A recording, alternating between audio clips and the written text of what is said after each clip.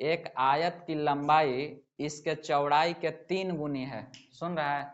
और सबसे पहले ध्यान देना कि उसको कंपेयर किससे कर रहा है। तो लंबाई कह रहा है कि इसके चौड़ाई से 3 गुना है, चौड़ाई से। तो सबसे पहले हम चौड़ाई को मानेंगे x, ठीक है, मानेंगे, माना चौड़ाई x है, ठीक है, चौड़ाई मान लिए x।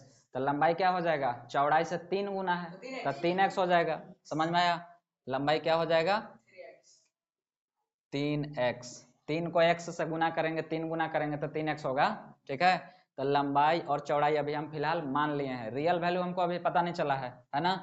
तो लंबाई हम कितना मान लिए, 3x, और चौड़ाई मान लिए x, एवं इसका परिमाप 480 मीटर है। सबसे पहले थोड़ा समझ लो कि आयत मतलब क्या। आमने सामने का भुजा जिसका बराबर होता है उसको कहते हैं आयत, ठीक है।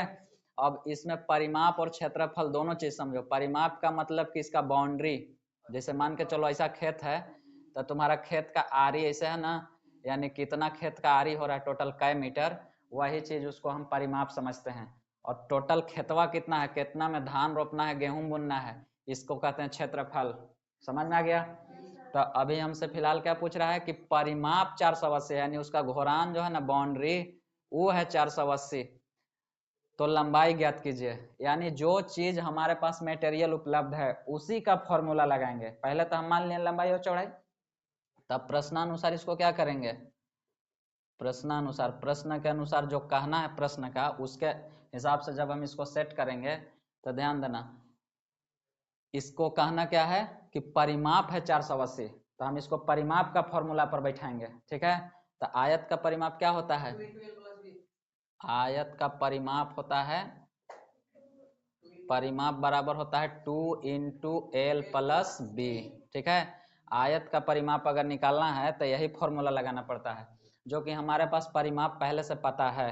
तो मान के चलो कि परिमाप हमको पता है कितना, 480, और बराबर 2 इंटू एल कितना हम माने हैं 3x, प्लस बी कितना माने हैं x, माने चौड़ाई। अब इसको सॉल्व कर देंगे तो ध्यान देना, 480 बराबर 3 गो x और 1 गो x, 4 गो x हो जाएगा। पहले ब्रैकेट के अंदर वाला ही काम होना चाहिए।